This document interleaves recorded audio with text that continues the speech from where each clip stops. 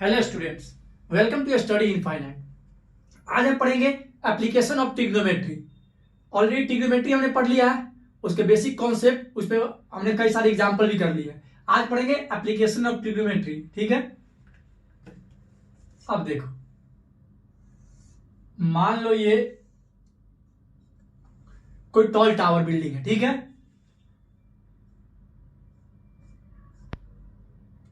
यहां पे कोई ऑब्जर्वर है। ठीक है,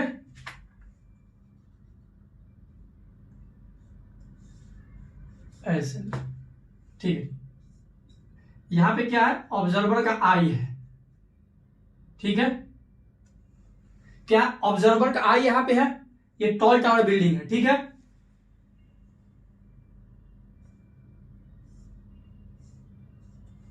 अब देखो, इसको बोलते हैं, इस लाइन को लाइन ऑफ साइट, मैं बता रहा हूं अभी। ठीक है, ये थीटा यानी एंगल, इसको बोलते हैं एंगल ऑफ एलिवेशन। ठीक है, और ये हो गया अपना हॉरिजॉन्टल लाइन, हॉरिजॉन्टल लाइन। अब देखो, ये एक टॉल टावर बिल्डिंग है, ये इसका टॉप पॉइंट है। ठीक है, और यहां ऑब्जर्वर का आई हो गया। ठीक है, जहां से वो देख रहा है। ठीक है, अब देखो, मान लो यहां पे मैं खड़ा हूं, कोई टॉल टावर बिल्डिंग को देख रहा हूं, मेरे आंख से जो एक लाइन बनेगा, इमेजिनरी लाइन, उस टॉप ऑफ द बिल्डिंग का। ठीक है, उस लाइन को क्या बोलेंगे, लाइन ऑफ साइट बोलते हैं। ठीक है, ऑब्जर्वर के आई से टॉप ऑफ द बिल्डिंग जहां पे जाएगा, वो लाइन क्या होगा, उसी को बोलेंगे लाइन ऑफ साइट बोलते हैं। ठीक है, अब देखो, एंगल ऑफ एलिवेशन क्या होता है। अब देखिए, ये ऑब्जर्वर है, मान लो यहां पे मैं हूं, यहां पे मेरा आई है। अब नीचे से ऊपर की ओर जो देखते हैं और जो यहां पे एंगल फॉर्म्ड होगा, उसी को क्या बोलेंगे, एंगल ऑफ एलिवेशन बोल सकते हैं। ये हॉरिजॉन्टल लाइन है। एंगल ऑफ एलिवेशन क्या होता है, angle formed between line of site and horizontal line. इन्हीं दोनों के बीच के एंगल क्या है, एंगल ऑफ एलिवेशन कहलाता है। ये क्या हो गया, हॉरिजॉन्टल लाइन, ये क्या हो गया, लाइन ऑफ साइट। इन दोनों के बीच के एंगल क्या बोलेंगे, एंगल ऑफ एलिवेशन। एक बात याद रखना, जब भी एंगल ऑफ एलिवेशन होगा, यानी कि ये जो डिस्टेंस होगा, ये तो इससे ऊपर ही होगा, इससे नीचे नहीं होगा। एंगल ऑफ एलिवेशन के केस में ये जो बिल्डिंग होगा या कोई भी ऑब्जेक्ट होगा, इससे ऊपर होगा। ठीक है, तभी तो नीचे से ऊपर की ओर देखोगे। नीचे से अगर उस टॉप ऑफ द बिल्डिंग देखेंगे तो ऐसे को एंगल बनेगा देखने के लिए, तो इसको क्या बोलेंगे, एंगल ऑफ एलिवेशन बोलते हैं। ये क्या हो गया, जो ऑब्जर्वर के आई से और इस एंड पॉइंट यानी बेस पे और कनेक्ट करें, उसे क्या बोलते हैं, हॉरिजॉन्टल लाइन बोलते हैं। ठीक है, समझ गए, लाइन ऑफ साइट क्या होता है, एंगल ऑफ एलिवेशन क्या होता है, हॉरिजॉन्टल लाइन क्या है इसमें। ठीक है, अब देखते हैं एंगल ऑफ डिप्रेशन क्या होता है। ठीक है, यहां तक लिखे आप लोग।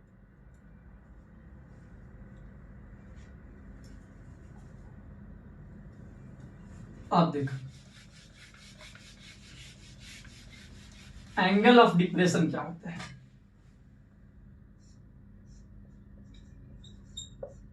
Angle of depression. ठीक है, मान लो ये कोई बिल्डिंग है। ठीक है, मान लेते हैं ये बिल्डिंग है। ठीक है, अब यहां पे कोई ऑब्जर्वर है। ठीक है, ये आई हो गया, ऑब्जर्वर का आई यहां पे है। ठीक है, और यहां पे मान लो ये इसको यहां पे ये देख रहा है। ठीक है, यानी कि बिल्डिंग के ऊपर मान लो ये बालकनी है, बालकनी पे कोई ऑब्जर्वर खड़ा है, वहां से ये नीचे देख रहा है। ठीक है, अब देखो, यहां से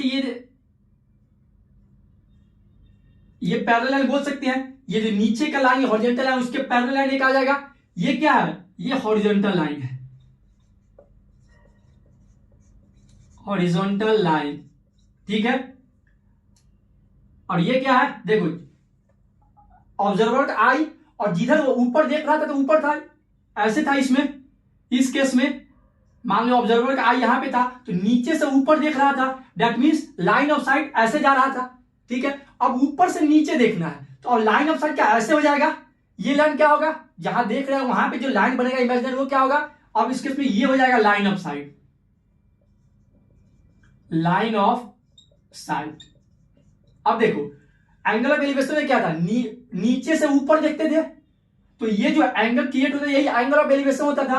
अब देखो ऊपर से नीचे देख रहे हैं, ठीक है, तो अब ये एंगल क्या होगा, मान लो ये थीटा, ये एंगल हो जाएगा एंगल ऑफ डिप्रेशन।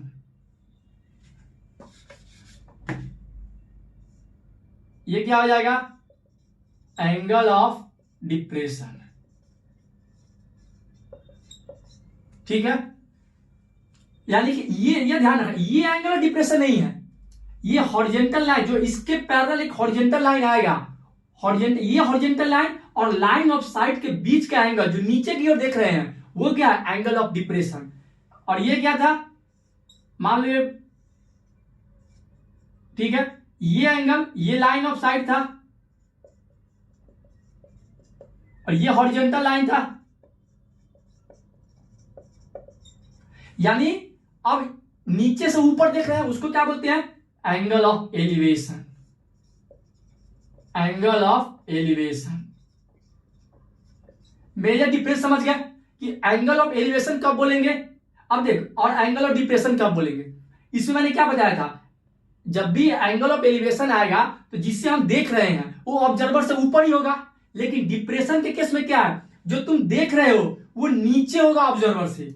अब यहां पे कोई बंदा खड़ा है, ठीक है, तो वो नीचे देख रहा है, यानी जो देख रहा है जहां पे खड़ा है उसके लेवल से तो नीचे है, ठीक है। तो इस केस में ऑब्जेक्ट नीचे होगा या जिसे वो देख रहा है, इस केस में क्या होगा, जिसे देख रहा है वो ऊपर होगा। एलिवेशन के केस में अपने हाइट से ऊपर होगा, लेकिन डिप्रेशन के केस में वो नीचे होगा, ठीक है। ठीक है, आप लोग लिखे।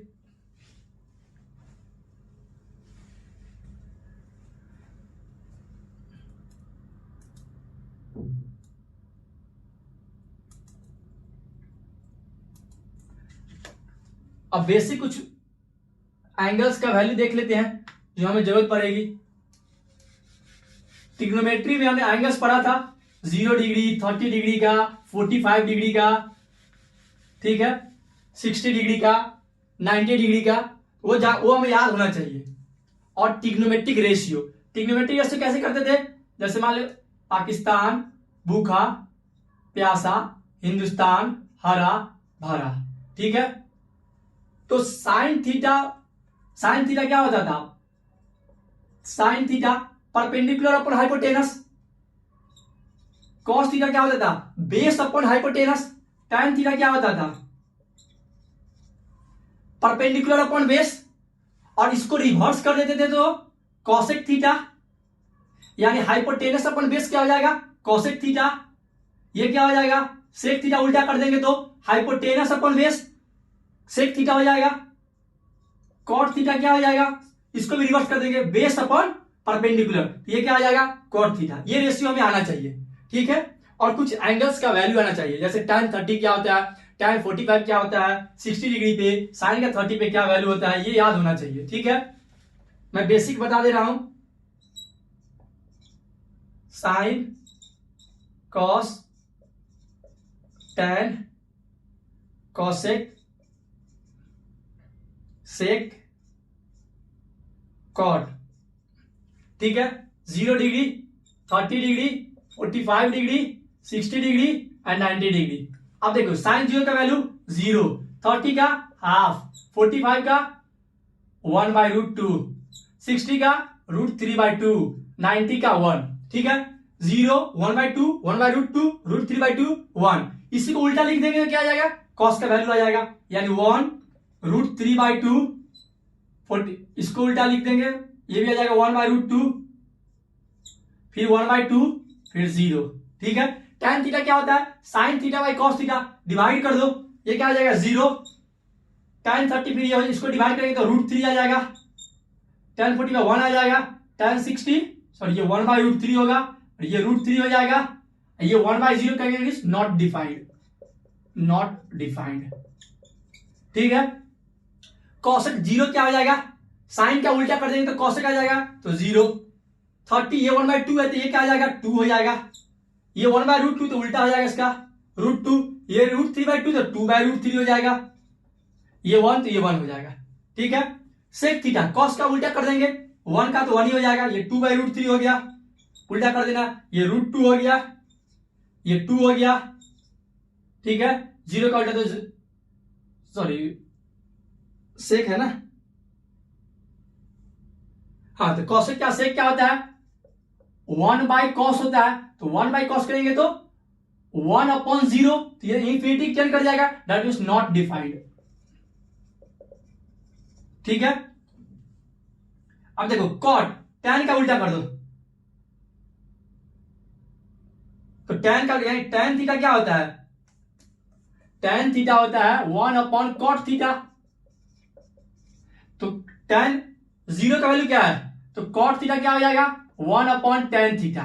tan 0 का वैल्यू 0 है, यानी 1/0 करेंगे तो ये इंफिनिटी टेंड कर जाएगा, दैट मींस नॉट डिफाइंड। ठीक है, cot 30 क्या होगा, जो आया इसको उल्टा कर दो 1/, ये √3 हो जाएगा, ये 1, ये 1/√3। ठीक है, ये 0 हो जाएगा। ठीक है, ये बेसिक एंगल्स तुम्हें आना चाहिए, और ट्रिग्नोमेट्रिक रेशियो, साइन थीटा क्या होता है, कॉस थीटा क्या होता है, tan थीटा, ये सब ये एक बार आप लोग लिख लीजिए।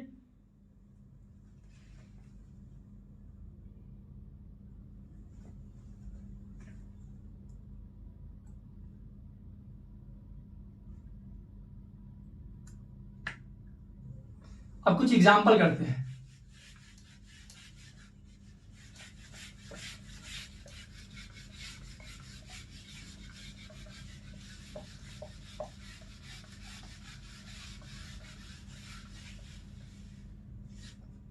ठीक है,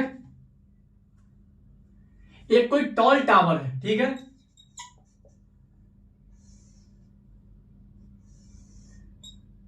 एक टॉल टावर है, ये क्या वर्टिकली स्टैंड कर रहा है ग्राउंड पे, ग्राउंड पे सीधा खड़ा है कोई एक tower.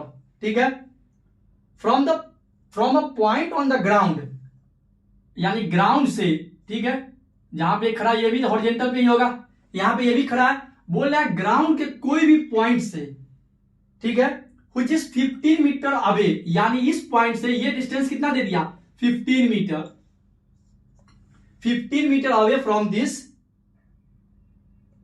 The angle of elevation of the top of tower is found to be 60 degree, यानी एंगल ऑफ एलिवेशन क्या बोल रहा है, ये 60 डिग्री है।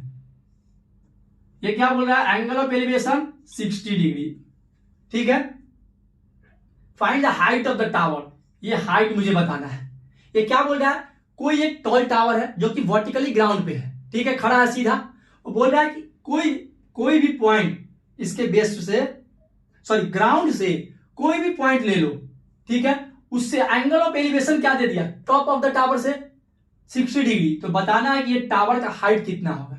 ठीक है, अब देखो पाकिस्तान भूखा प्यासा, हिंदुस्तान हरा भरा, ठीक है, मुझे ये चाहिए, ये एंगल पता है, ये साइड पता है, ये किसमें आता है, tan थीटा क्या होता है, सॉरी हिंदुस्तान हरा भरा, tan थीटा क्या होता है, परपेंडिकुलर अपॉन बेस। ये क्या है, देखो गिवन एंगल से जो एडजेसेंट साइड होता है वो क्या होता है, बेस। गिवन एंगल के जो अपोजिट साइड होता है उसे क्या बोलते हैं, परपेंडिकुलर। ये बहुत मैंडेटरी याद रखना, एंगल टू एंगल वेरी करेगा बेस और परपेंडिकुलर। गिवन एंगल के जो बगल में होगा क्या होगा, ये क्या होगा बेस, और जो अपोजिट साइड होगा उल्टा होगा वो क्या होगा, परपेंडिकुलर। ठीक है, तो परपेंडिकुलर अपॉन बेस क्या होता है, perpendicular upon base tan theta, यानी tan 60 लिख सकते हैं, tan 60 डिग्री है, tan 60 equal to perpendicular upon base, perpendicular क्या है, हाइट, मान लिए कि हाइट है, बेस कितना है 15 दे दिया बेस। अभी मतलब tan 60 क्या होता है, √3 इक्वल टू h/15। अभी मैंने बताया tan 60 का वैल्यू, क्या होता है √3, तो √3 equal to perpendicular upon base, तो हाइट ऑफ द टावर क्या आ गया 15√3 मीटर। क्या मुझे पता चल गया, ये क्या है 15√3 मीटर। अगर ये एंगल ऑफ एलिवेशन, यानी ये एंगल 60 डिग्री है और इसका डिस्टेंस क्या क्या है 15 मीटर, तो ये total height of the tower क्या आ जाएगा 15√3 मीटर। ठीक है, कुछ भी नहीं किया, tan थीटा का रेशियो ट्रिग्नोमेट्रिक रेशियो लिया, एंगल का वैल्यू पुट कर दिया, आंसर आ गया। लिखिए आप लोग।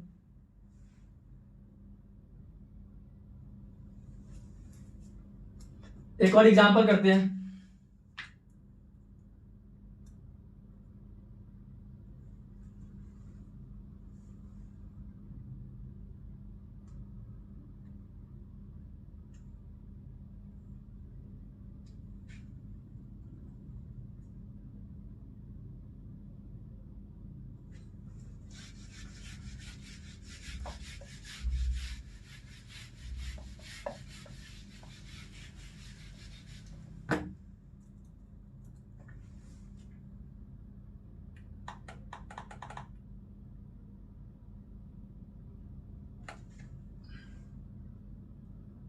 जस्ट मिनट,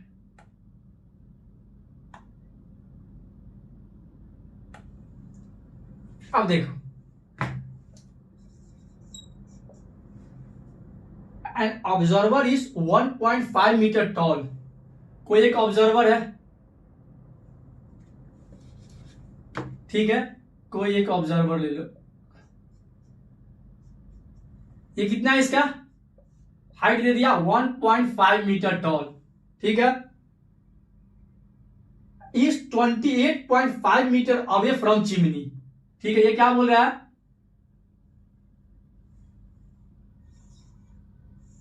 मान लो ये कोई चिमनी है,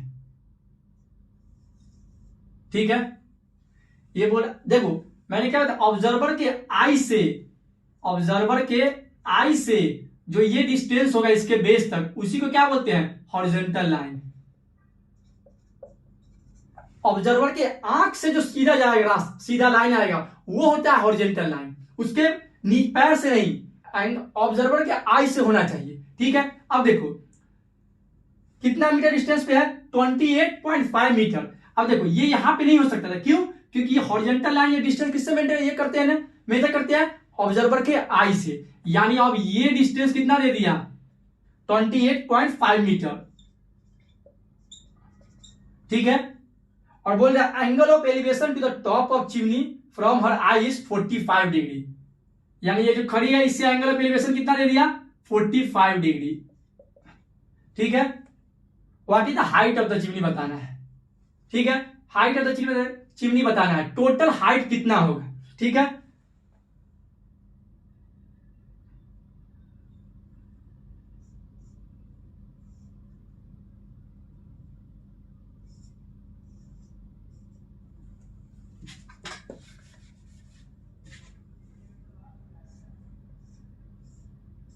अब देखो एक्चुअल ग्राउंड तो ये है, ये तो एक्चुअल ग्राउंड होगा, जहां पे मान लो कॉमन बेस सबके लिए है, मान लो ये लाइन है, ठीक है, यहां से कोई भी चिमनी खड़ा है, ठीक है, लेकिन ये क्या बोल रहा है कि यहां पे कोई है, कोई लड़की है खड़ी है, तो इससे जो एंगल ऑफ एलिवेशन है ये 45 डिग्री है, लेकिन किससे होता है, ये हॉरिजॉन्टल लाइन से। यानी इसके आंख से, इसके आई से जो लाइन जाएगा स्ट्रेट, वहां से ये हॉरिजॉन्टल लाइन से एंगल बनाएगा, ये 45 डिग्री। ठीक है, तो बताया total height of the chimney बताना है। अब देखो ये इतना कितना है, इसके आई तक 1.5 मीटर, यानी ये डिस्टेंस भी कितना हो जाएगा 1.5 मीटर। ठीक है, अगर मुझे ये दूरी पता चल जाए, ये दूरी मैं उसमें 1.5 मीटर ऐड कर दूंगा, टोटल हाइट तो चिमनी आ जाएगा।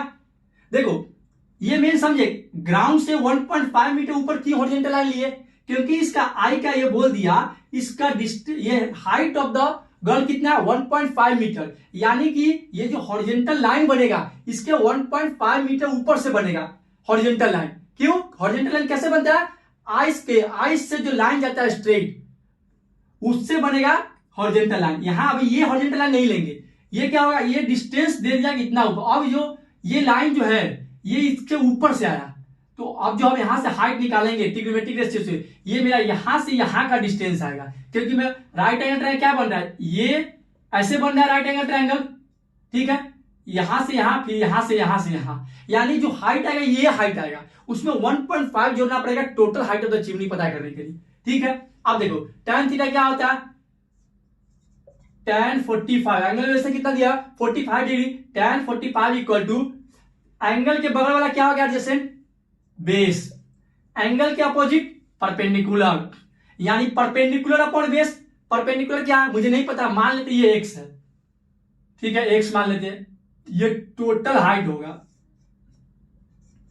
ये h कैपिटल H क्या हो गया total height of the chimney, x नहीं स्मॉल h मानो, ये स्मॉल h क्या हो गया यहां से यहां का चिमनी का डिस्टेंस, ये स्मॉल h हो गया, कैपिटल H क्या हो गया यहां से टोटल डिस्टेंस हो गया चिमनी का, यानी टोटल हाइट क्या हो गया कैपिटल H। तो tan 45 क्या है, परपेंडिकुलर क्या है h, बेस क्या आया मेरा दिया हुआ गिवन 28.5 मीटर, 28.5 tan 45 का वैल्यू क्या होता है 1 इक्वल टू h बाई 28.5, यहां से h क्या आ गया 28.5 मीटर, स्मॉल h का वैल्यू 28.5 आया। अब देखो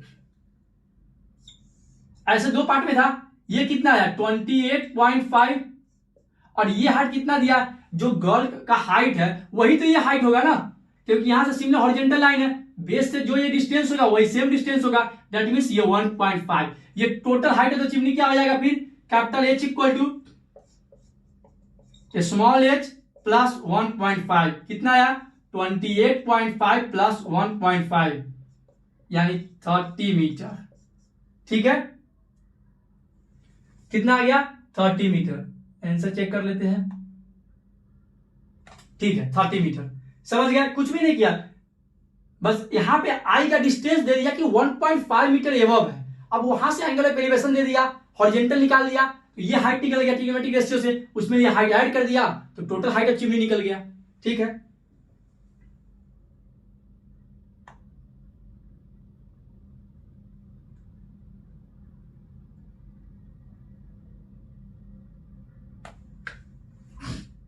लिखे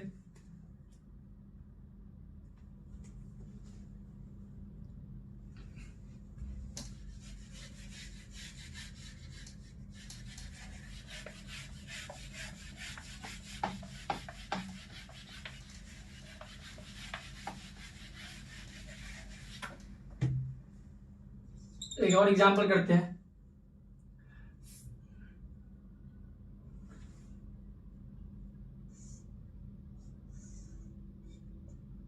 ये कोई बिल्डिंग दे दिया, ठीक है, इसके ऊपर कोई फ्लैग दे दिया, ठीक है, एक बिल्डिंग के ऊपर क्या दे दिया फ्लैग दे दिया, एक ग्राउंड ने कोई भी पॉइंट पी ले लिया, ठीक है, ए बी डी मान लो ये पी, ये दे दिया 30 डिग्री और ये पॉइंट से दे दिया 45 डिग्री। ठीक है, अब देखो क्वेश्चन क्या दिया हुआ है, from a point P on the ground the angle of elevation of the top of 10 metre tall building, ये बिल्डिंग कितना मीटर हाइट है इसका टॉल है 10 metre, from point P the angle of elevation to the top of the building दे दिया 30 degree, height कितना दे दिया बिल्डिंग का 10 मीटर। ठीक है, and angle of elevation to the top of the flag ये 45 डिग्री दे दिया। ठीक है, find the length of the flag step and the distance of the building from the point P. ठीक है, अब देखो हमें क्या फाइंड करना है, एक तो ये डिस्टेंस मुझे पता करना है, ठीक है, find the length of the flag, ये टोटल हाइट कितना फ्लैग स्टेप का, दूसरा फाइंड करना है इस टॉल ऑफ द इस बिल्डिंग से इस पी का डिस्टेंस कितना है। ठीक है, कैसे फाइंड करेंगे, और क्वेश्चन में दे दिया √3 को लेना है 1.732, √3 का वैल्यू क्या लेंगे 1.732।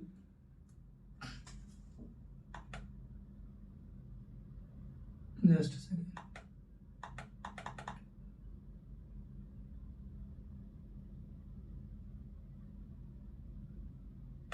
अब देखो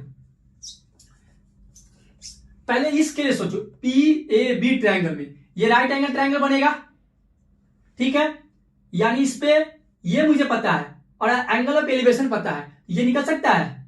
सोचो P/B यानी अगर tan 30 लिखे, tan 30 इक्वल टू ये गिवन एंगल है, इसके बगल वाला साइड क्या आ जाएगा, एडजेसेंट साइड बेस, ये क्या हो जाएगा परपेंडिकुलर, ठीक है। tan 30 क्या होगा, परपेंडिकुलर अपॉन बेस, यानी 10/बेस मान लेते हैं, AP ही मान लो, ठीक है। तो tan 30 का क्या वैल्यू होता है 1/√3 इक्वल टू 10/AP, यानी AP क्या आ गया 10√3 मीटर। AP मेरा क्या आ गया 10√3 मीटर, ठीक है। ये बोल सकते हैं कि अब बेस का क्या डिस्टेंस आ गया, यहां से यहां का डिस्टेंस कितना आ गया, यानी 10√3। एक तो मेरा आंसर आ गया कि P डिस्टेंस से ये बिल्डिंग का डिस्टेंस, सॉरी P पॉइंट से बिल्डिंग का डिस्टेंस कितना है, तो 10√3 मीटर, ठीक है। अब मुझे ये flag length of flag stub चाहिए।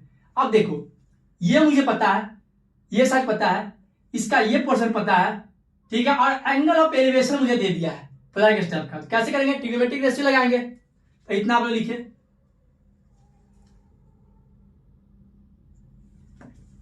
ये 10√3 आ गया। अब देखो tan 45 इसमें लगा, परपेंडिकुलर यानी अब पूरा देखो 45 एंगल ऑफ एलिवेशन के रेस्पेक्ट में सोचो, इसके लिए क्या बना, ये ऐसे बनेगा, ये 45 डिग्री है, ये टोटल सोचो इंक्लूडिंग फ्लैग स्टेप, मान लेते इसका x डिस्टेंस था, ठीक है, कितना हाइट इसका x, तो ये टोटल कितना हो जाएगा x प्लस 10 बोल सकते हैं, और ये कितना है 10√3 है, हाँ जी। तो tan 45 लगा, tan 45 equal to perpendicular given angle के लिए एडजेसेंट क्या हो जाएगा बेस, अपोजिट क्या हो जाएगा परपेंडिकुलर, यानी tan 45 perpendicular upon base, perpendicular कितना है x प्लस 10 बाई बेस कितना है 10√3, tan 45 क्या होता है 1 equal to x plus 10 upon 10√3, यहां से क्या लिख सकते हैं 10√3 इक्वल टू x प्लस 10 लिख सकते हैं। tan 45 का वैल्यू 1 पुट कर दिया, परपेंडिकुलर अपॉन बेस कर दिया, ठीक है। यहां से x क्या आ गया 10√3 माइनस 10, यहां लिख सकते हैं 10 कॉमन ले लिया, √3 माइनस 1 लिख सकते हैं कि नहीं, 10 कॉमन ले लिया, √3 माइनस 1 लिख दिया। अब देखिए क्वेश्चन में √3 का वैल्यू क्या दिया हुआ था 1.732, ठीक है, 10 इंटू 1.732 माइनस 1, √3 का वैल्यू पुट कर दिया, ठीक है, 10 इंटू 1.732 माइनस 1, √3 का वैल्यू यहां पे पुट कर दिया, तो क्या आ जाएगा 10 इंटू माइनस कर देंगे 0.732, ठीक है, तो कितना आ जाएगा, यानी कि 7.32 मीटर। ये क्या है हमारे x का वैल्यू, x क्या था ये लेंथ ऑफ फ्लैग स्टेप, यानी 7.32 मीटर, ठीक है। कैसे निकला, पहले ये डिस्टेंस निकाल लिए, ठीक है, ये क्या कैसे निकाले tan 30 परपेंडिकुलर अपॉन बेस कर दिए, इससे क्या निकल गया एंगल का वैल्यू पता था, ये हाइट परपेंडिकुलर पता है, बेस निकल गया 10√3 पुट कर दिया tan 30 परपेंडिकुलर अपॉन बेस। अब जब ये tan 45 एंगल ऑफ एलिवेशन लगाएंगे उस केस में अब ये राइट एंगल ट्रायंगल बन रहा है पूरा, ठीक है, तो बेस तो ये पता है मुझे 10√3, अब ये length of flag step plus length of building आ जाएगा, इन दोनों के जोड़ दिए, मान ले कि ये लेंथ ऑफ फ्लैग स्टेप क्या है x, तो x प्लस 10 मीटर हो गया ये टोटल हाइट। अब देखो tan 45 क्या किए परपेंडिकुलर अपॉन बेस, परपेंडिकुलर क्या वैल्यू दे दिया x प्लस 10, बेस क्या दे दिया 10√3, tan 45 1 होता है, यहां से क्या किए x क्या आ गया 10√3 माइनस 10 कॉमन ले लिए √3 माइनस 1, और क्वेश्चन में दिया हुआ था √3 का वैल्यू 1.732, यहां पे क्या किया √3 का वैल्यू रख दिए 1.732 माइनस 1 कर दिए 10 इंटू 0.732 आ गया 7.32 मीटर। अब देखो ये तो सिर्फ लेंथ का है इसका, अब अगर क्वेश्चन में बोलता कि बेस से ग्राउंड से फ्लैग स्टॉक के टिप तक का क्या डिस्टेंस होगा, तो क्या करते 10 प्लस 7.32 यानी 17.32 मीटर टोटल हाइट आया था ग्राउंड से। टोटल हाइट कितना आया था यहां से पूरा फ्लैग स्टॉप तक, length of flag top of the flag stop का 10 प्लस इन दोनों हाइट को जोड़ देंगे तो यह आ जाएगा क्या, टोटल हाइट। सिर्फ लेंथ इसका पूछेगा तो 7.32। ठीक है, देखिए कल इससे रिलेटेड और भी अच्छे अच्छे एग्जाम्पल करेंगे। Thank you, please like watch and comment on my YouTube channel.